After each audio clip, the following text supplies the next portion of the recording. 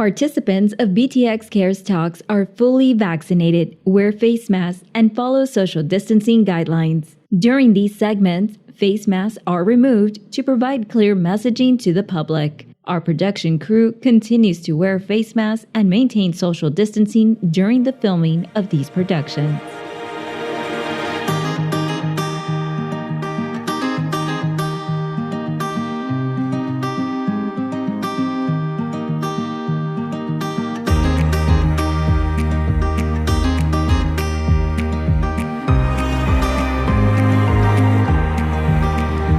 Brownsville. I'm Michelle Jones, the city's epidemiologist, and you're watching BTX Cares Talk. As we all know, this month is Breast Cancer Awareness Month, and to give us some of that authoritative, up-to-date information, we've invited Dr. Zavaleta here to provide us with that.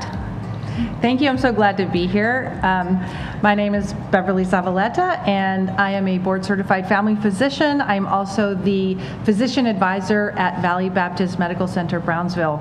As some of you know, I'm also a breast cancer survivor and author of Braving Chemo, which is a patient education book for anybody going through chemotherapy for cancer. Oh, thank you so much for coming here and to have those accounts that we can discuss. So just to begin with, some people might not know, what is breast cancer? So breast cancer is a cancer that originates in the breast tissue, and any person with breasts can get it. So both men and women, anybody with breasts. Thank you. And then how would a person from our community get screened for breast cancer, and can you walk us through kind of like what that process is going to look like? So screening for breast cancer is typically done with a mammogram, and you do need an order from a clinician. So that could be your primary care clinician, either a physician, an obstetrician, gynecologist, a nurse practitioner, anybody that you see for primary care. And you need a prescription, and then you would go to usually a hospital or a radiology facility to get that done. There are other screening types of radiology procedures in younger people. It's very common to have an ultrasound paired with the mammogram because the breast tissue is quite dense in younger people. So a mammogram isn't quite enough to see some of the lesions. Okay, that's good to know. So one thing that we also ask is, why should I go through this screening, and is there any criteria that I'm supposed to meet before I get screened? Yes, so this kind of gets into what should you do at different ages, because the recommendation for screening is different, and we call that risk stratification. So this is individual for each person, and basically what is recommended is that a person talk to their doctor, their healthcare clinician, and talk about how high your specific risk for breast cancer is. And then based on that, your doctor can figure out what the best screening test is and when you should start to do those screenings. Okay, and one thing that I think is important is, we have a lot of individuals that might not have that primary care physician or have that open dialogue. Do we have like a set recommendation, like once we hit this milestone, all recommendations or most recommendations are like, let's go get it done now? So what's been pretty easy for people to remember, and is a guideline that I still recommend to my patients and also family and friends, and is the guideline recommended by the NCCN, which is the National Comprehensive Cancer Network, is that women need to start with screening mammograms yearly at age 40. And there are different organizations that have some different age cutoff points for starting, but this is the one that's the easiest to remember.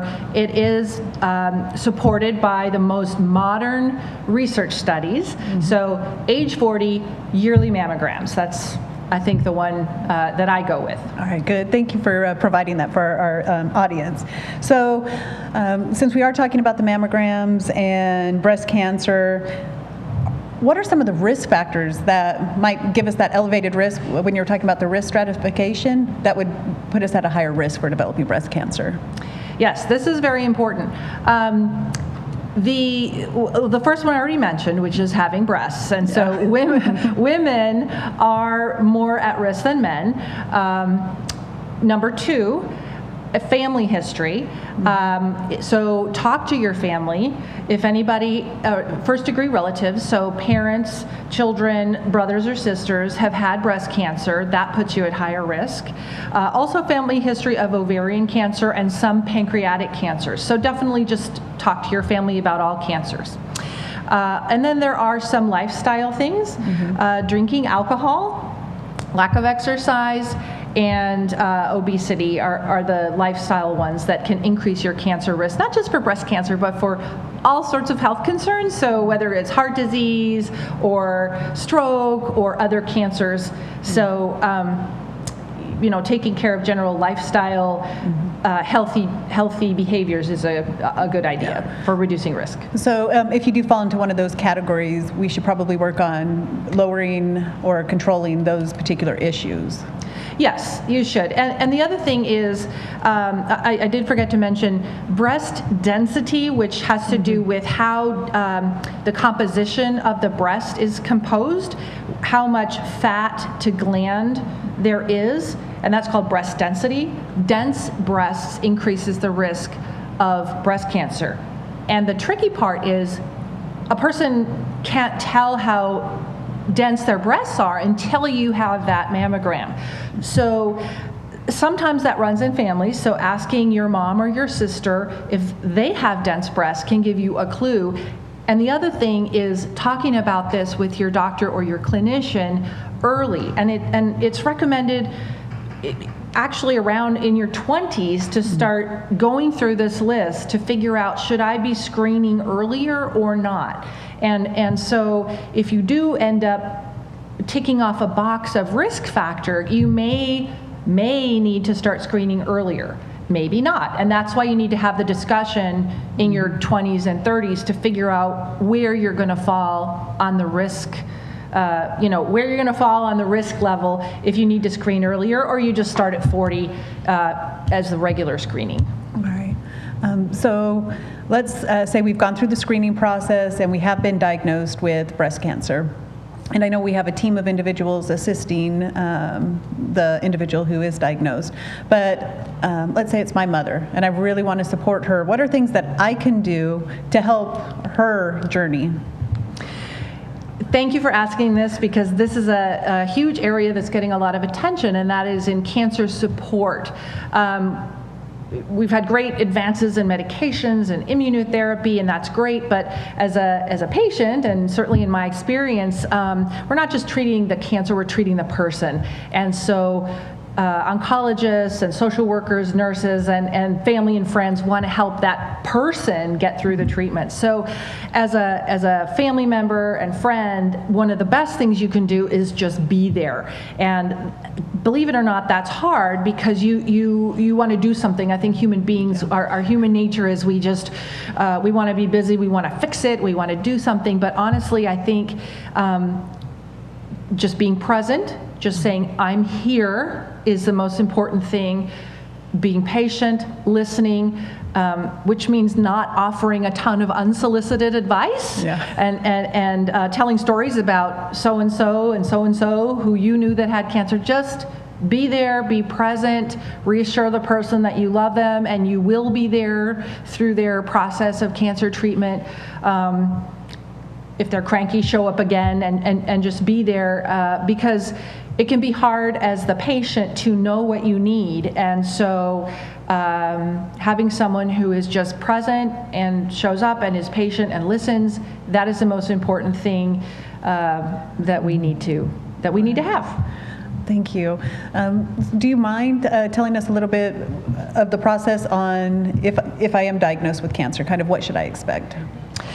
So, well, I'm going to speak to breast cancer. Typically, when there's a lesion that is detected in the breast, the next step is to do a needle biopsy. Typically, that's done with imaging guidance, so that's done by an interventional radiologist, again with an order from the clinician that ordered the mammogram or ultrasound to begin with. So that's done under local anesthesia. A needle takes a little biopsy from the lump or the shadow that's seen on the mammogram. A couple of days or a week later, you get the results from the pathologist. That would show that it's cancer.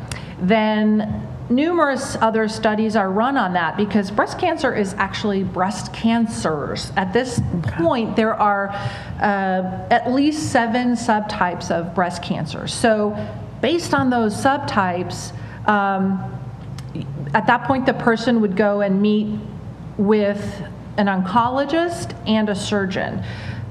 The surgeon, and then between those 2 physicians, a treatment plan is made. Depending on which one of those subtypes you have, you may or may not have chemotherapy. There are different surgical options. Lumpectomy, many of you have probably heard of lumpectomy. That's where just the piece of cancer and a little margin of extra is taken out. Sometimes a larger surgery is needed. Sometimes lymph nodes under the armpit are taken out. And then mastectomy is where the whole breast is taken out. So there's different surgical options. Sometimes surgery is first, sometimes chemotherapy is first, and then the other treatment option is radiation. And that is done after surgery. So all of it, and then there is immunotherapy, which is a medical treatment. It could be by pill form or IV form. And again, that could be before or after any of these treatments. And it could be sometimes at the same time as chemotherapy, sometimes after. So it's kind of a mix and match, and it depends on which subtype of breast cancer. So which breast cancer do you have? I think it's kind of mind-blowing for some people when they realize that breast cancer is not one thing. And at this point, like I said, I think we're up to 7 types. So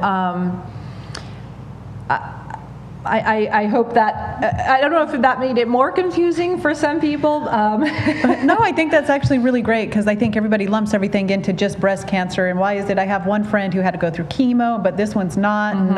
And like you said, everybody wants to help. So you're trying to well, so-and-so. Right. So I appreciate that you mentioned that there are subcategories and there's individualized treatment for each type of those cancers. So, and that's great for supporters, you know. So for example, the book I wrote is about getting through chemotherapy, and the cancer I had is triple negative breast cancer, which is one of the most aggressive types, and it requires aggressive traditional chemotherapy. It requires it for survival. And in the last 6 years since I was diagnosed, tremendous gains have been made. A few gains in my type, but in other types of breast cancer, huge gains in immunotherapy. And what's amazing is many breast cancer patients don't have to have chemotherapy, which is fantastic. They don't need my book. It's awesome. That's actually great. It means they don't have to go through those toxic traditional chemotherapy medications anymore. They can take immunotherapy, radiation, and have a wonderful outcome and don't have to do the previous treatments. Oh, thank you. So since this is Breast Cancer Awareness Month, do you mind telling us how can I support not only a friend who might have breast cancer, but how do I support the breast cancer cause in general? Right.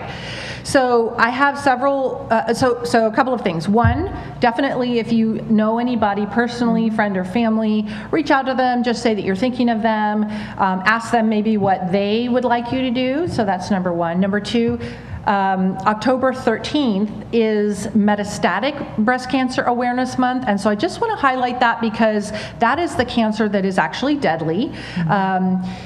Most breast cancer is not deadly, but a good 30% does go on to spread throughout the body, and eventually the person dies of it. And I think this is something that the whole community is trying to raise awareness and raise more money for research to actually cure it, because it's still a deadly disease. It's the #1 killer of women in their 30s and 40s is metastatic breast cancer. So just wanted to give a little highlight to that.